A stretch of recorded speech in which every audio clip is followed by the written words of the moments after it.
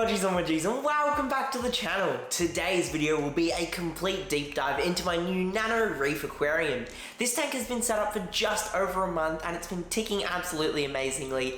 And this upload will be a little bit longer than my normal videos because of the fact that I really want to go in depth about each and every single thing about this tank, take you through every single coral, the equipment, how I make this tank run. So it should be really extensive and I really hope you enjoy this video as well. Before we actually have a look at the Nano Reef, as always, let's acknowledge the traditional custodians of the land and also the people who are currently managing our land as well. A huge thank you to them and a massive thank you to you for watching this video. But I say without further ado, let's have a look at my Nano Reef tank. The new Nano Reef tank has been running successfully for a month now, and just like its predecessor, I haven't had any issues so far. This Nano Reef tank still preserves some of the fundamentals of the previous Nano, with a few upgrades and improvements that I wanted to make after my previous experiences. This new tank is a 40cm Starfire glass cube tank, built by the brand Petworks. It's a great Nano Reef aquarium, and it's a little over 15 US gallons or 60 litres. The reason that I wanted to go for this tank is I really like cube reef aquariums. They just look so good with the big floor space that they have, and it's just such a aesthetically pleasing design as well. But the 40cm size works well in both a beginner standpoint, but also with the space constraints that I have, which is always the issue, isn't it? But the Petworks tank is also really good because it comes with a self-leveling foam mat at the underside of the aquarium, which is good for the slightly uneven surfaces, but I also do have some foam padding already on the stand that this tank is on. I also made the decision of painting the back and side panels of this tank black, and this makes all the corals in the scape really pop in the aquarium and just look super vibrant, but it also does a really good job of hiding the equipment in the background. But the biggest benefit for me was reducing the amount of sunlight that gets into this tank. And unfortunately, this aquarium is situated right next to a window, which is just a pain. But the previous Nano Reef always had this rough hair algae due to the excess light getting into the aquarium. And though algae like this technically isn't a bad thing, it's not really a great thing either. It looks really unpleasant and it just isn't the aesthetic that I'm trying to go for with this new Nano Reef aquarium. When it comes to the tank and equipment choices, I did consider the option of going for an all-in-one reef tank. However, I avoided this for a few reasons. The first one is I actually did have most of the equipment available on hand to run a Nano Reef because of my previous reef tank. So ending up buying a whole new setup just didn't really seem all that practical. And more than that, I wanted to actually have the flexibility of playing around with reefing equipment, such as a protein skimmer and different types of filtration. This just gives me better experience when I upgrade to a larger reef system, plus it gives me lots of opportunities for videos. But speaking of equipment, let's see what makes this reef run. Now, the biggest thing that I wanted in this tank is flow and filtration. It was going to be a huge aspect of the build of this Nano Reef, and that's why I have multiple methods of filtration and equipment, which creates great flow in this tank. The biggest issues that I had with the previous Nano Reef is dead spots due to a lack of flow. This would then trap detritus and lead to a bunch of nutrient issues getting in the aquarium. For filtration in this new reef, I still use my Seachem Tidal 75 as the main method of biological filtration. And I have made a review on this filter in the past, and honestly, it's one of the best pieces of equipment I've ever bought for my tanks. The Seachem Tidal has 1 litre of marine pure bioballs, which are already fully seeded and cycled from the previous Nano Reef. And I also run a small sun filter, which I use as mechanical filtration, and I use this to either polish the water or add things like carbon or GFO pouches just to really ensure water clarity. But it just allows me to be very versatile with the filtration that I use on this tank. The previous Nano Reef tank also didn't have a protein skimmer, mainly because I didn't really have the space to fit one anywhere, but also I was a little bit complacent and thought I could just avoid that bit of equipment. But I now really understand how beneficial a protein skimmer is, and I definitely wanted to add one to this tank to really help with nutrient control and oxygenation of the water. The protein skimmer that I chose was the Aquarium G216, and this is a really great, affordable and easy to use protein skimmer. Though it doesn't have any of the fancy fine-tuning or silent capabilities of other skimmers, for my first proper skimmer I think it works really well, and it As a matter of fact, might be a bit too big for this tank, but for a beginner or an entry-level protein skimmer, I think this works really well, and I definitely will be making a really good in-depth video reviewing this very shortly on the channel. And to finally tie up all of the filtration and flow related equipment, I have a Sobo wave maker in this tank, which really helps with flow around the rockwork and agitating the water surface to ensure proper oxygen exchange. This was an issue that I had in the previous Nano Reef tank where it would cause my my alkalinity to just fluctuate during the day without proper oxygen, but I haven't had that issue in this current Nano Reef with the amount of flow and oxygen exchange that I currently have, which is really, really good. And some non-nutrient and flow-related equipment are a small 100-watt heater set at 24 degrees. This maintains the temperature really well. I also got a new Ripple auto top-off as evaporation was a pain on the previous Nano Reef. Needing to top off the tank almost every 2 days was just getting on my nerves, and I would constantly cause swings in the salinity. So to make this super easier on my mental and also physical capacity, I just wanted to get a auto top-off system where I just fill up the reservoir once a week and it works really well as well. Lighting wise, I'm using a Dymax SpaceX Marine light, which works great on this tank. It's got a nice blend of colors, good spread, and I only run it at about 70% intensity, but it's still fairly bright. I also did make a review video of this on my channel in the past as well, which I'd highly recommend that you do check out if you want to see some more in-depth features about this light. Now let's get submerged into the water and have a look at the actual Aquascape. I wanted to use the concept of negative space in this scape, and I actually built the entire thing myself with Marco Rock. For my first ever attempt at building a proper reefscape, I'm really happy with the way that it came along, and it sets up some really good future confidence for bigger and better reefscapes in future upgrades. But the current Aquascape actually had a lot of planning, as I wanted to maximize the amount of coral growing space and also allow for proper water circulation around it.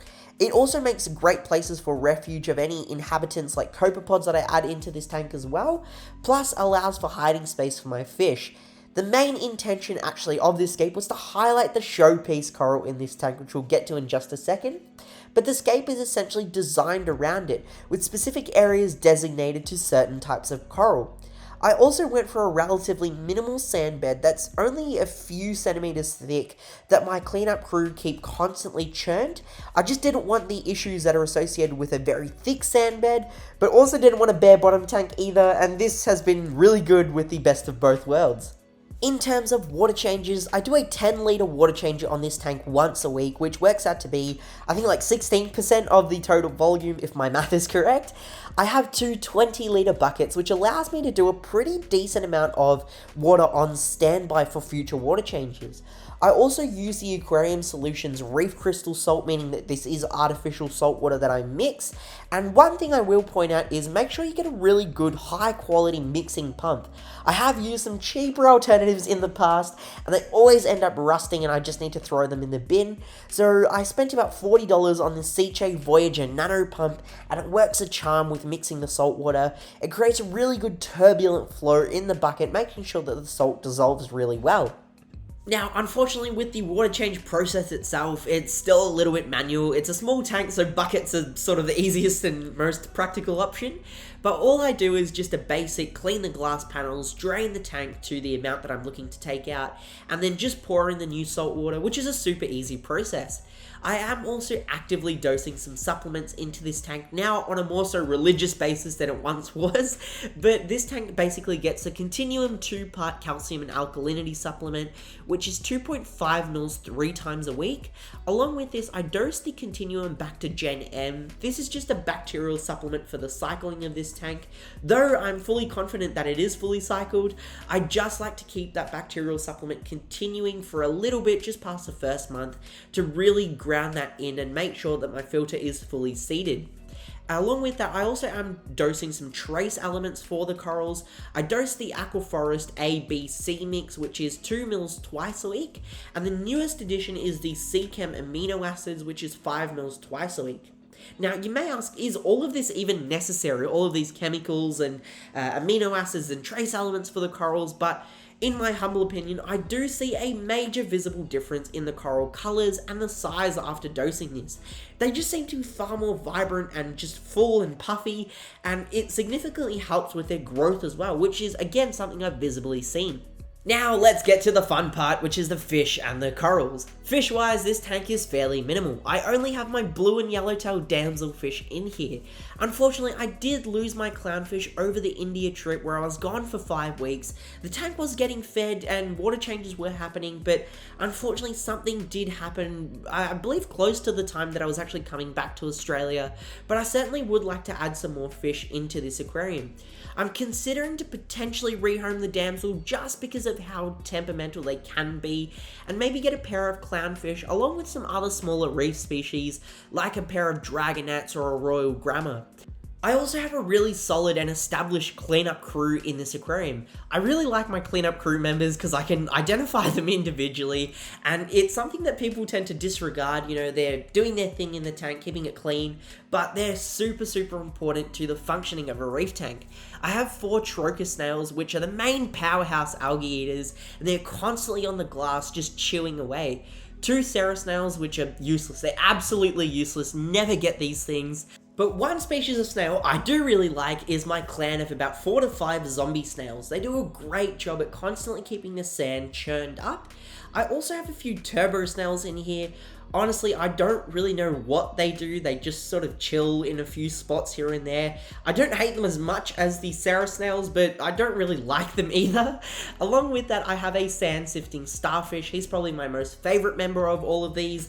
I only see him like once a week, but when I do see him, he's got his hand like sticking out of the sand, just like waving at me. At least I think that's what he's doing. I'd like to think that's what he's doing.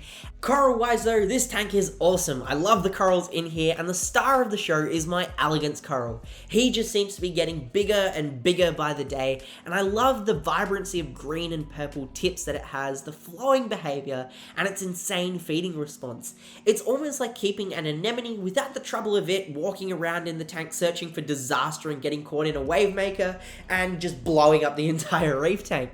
At the front of the tank, I do have an isolated rock with some pulsing xenia. This is a really interesting, almost like weird purple colored xenia.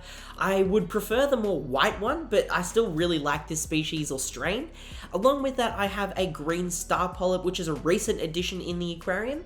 And this one I'd like to grow on the side glass panel, and it'll just add a really nice burst of color and add a lot of volume to the tank as well. There is also a small recovery blastomusa on this rock. Now on my sand bed, I like to keep this fairly clean, not really have too many corals on there, but I do have a few recovery corals, one being a button scully, the other one is I believe a recovery trachophilia, which isn't in all that good shape, but it is healing, I can see. The other one is a recovered Favites, which looks absolutely amazing, and I also do have some equally amazing trackies as well. One is a rainbow, and the other one is a green barcode trachophilia. The rainbow trachophilia, I believe, is one of my most expensive corals, at around about $90. I would also like to get one of those like war paint scullies. I think those look amazing. I also do have another recovery Favites, which is a bit more purple in color, a really big Favites as well, placed on the side of the tank, and it's in a really great condition now where I would potentially like to rehome it. So if anyone's interested, let me know in the comment section and we can definitely work something out. But for the moment, it's great doing healthy in the aquarium as well. Now, all of these corals that I mentioned being recoveries are actually ones that I purchased from aquarium stores that weren't in the best of shape. Maybe they didn't do too well during shipping or got stung by some other species, but I got them for like $10 or under, and it's a great cheap way of adding corals as long as you have stable water parameters and clean water for these corals to recover. Within about 6 months, the war paint Favites recovered super well, and it's a clear testament of this because it's easily one of my best looking corals at this point. Now, aside from that, in terms of the other corals in this tank, on the left-hand side, I have my Euphilia garden filled with 4 colourful Euphilias and also a frog spawn coral. I would like to add 2 more hammer corals to this tank to really fill out that shelf, but aside from that, I have a fluffy morph on the side of that rock where the Euphilias are, and this is a massive morph. It's grown so much since the day that I got it. However, I just wish it would split and give me 2 fluffy morphs instead of just 1. On the right hand side of the scape, where I have my other rock structure, I have a lot of my smaller frags. One of which is, actually two of which are my most significant corals, being my gold and green Galaxia frags. These Galaxias have been genetically modified at the University of Melbourne to withstand temperatures of up to 30 degrees, which would basically kill every coral in a saltwater system. It's really cool because they're trying to implement this research in the Great Barrier Reef to make some more temperature resistant corals to withstand the issues of global warming, and it's so amazing to see how that could also be implemented as some beginner corals for people who may not necessarily have that stable temperature or those kinds of things. And that's what I'd like to do, is frag these and spread them throughout the aquarium hobby as well. I also do have my Chaos Zoanthid frag, which is growing amazingly well, and considering the price of Chaoses these days, it's going to be a pretty good coral to frag for profit, but I love how vibrant it is and how fast it grows as well. Going up a little bit further, we have some of the final frags being, or final corals being, a blue morph, and also a decent sized common leather coral. It looks like a slice of cake and just kind of sits there, nothing really special or important or vibrant about it. I just wanted to have a leather coral, it's doing its thing, it's fine. And finally we have my Sunularia, which is like an imposter acropora. I love how wavy and big it is, and it really fills up the space, plus it's a super easy coral to grow. And behind the Sunularia, I have a really sneaky Kenya tree. Again, it's super vibrant green and it's small at the moment. I'd hopefully like for it to grow in height and be a really cool, interesting coral as well. Alrighty, Bodgies and Wodgies, now if you're here at this point, 20 minutes into this video, a huge thank you for watching. I definitely don't make videos this long on a regular basis, but if you want to see a lot more in-depth videos like this where we go through everything in an aquarium, for example, make sure to let me know. But along with that, this video did go through a very general overview of everything in this reef tank, so if you want to see any specific videos about some of the types of coral or some of the fish or any of the equipment reviews, make sure you let me know in the comment section down below, and I'll make sure to make a video or address any questions that you have as well. And if you want to see any more saltwater orientated content on this channel, consider subscribing, and that would really help me out because a lot of the people that do watch this channel watch it on a regular basis, but for the most part haven't actually subscribed. So hitting that subscribe button really helps me grow to create better videos and make better content for you guys as well. So that's it from me. A massive thank you for watching this video, and as always, stay happy, stay safe, stay Aussie Australian. Bodgie out.